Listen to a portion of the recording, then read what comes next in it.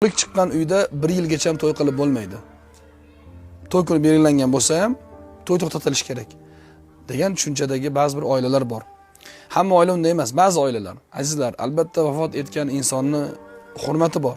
Hurmati bo'lgani uchun shariat 3 kun aza nima qiladi? Belgilab bergan. Bir inson vafot etsa 3 kun azadorlik bo'ladi shu uyda. 3 kundan keyin aza to'xtaydi. Illo bir ayolning eri vafot etsa 4 oy 10 kun shu ayol nima qiladi? Idda o'tiradi. Endi tasavvur qiling. Bir xonadondan bir inson vafot etdi. O'sha insonni 1 yil o'tishini kutay deb turganda yana qaysidir bitta yaqin qarindoshi o'lib qoldi. Nima bo'ladi? Yana 1 yilga cho'ziladimi to'y?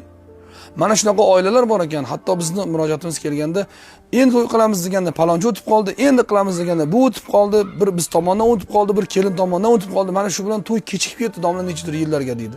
Azizlar, bu mumkin emas. Bunaqa tushuncha yo'q bizning dinimizda. Ha, hech kim xursandchilik qil, bayram qil, o'lgandan keyin demayapti. Gapni yaxshi tushunaylik. Vafot etgan insonning hurmatini bajo keltiriladi. 3 kun aza bo'ladi. Azadan keyin mayli bir ehson qilar.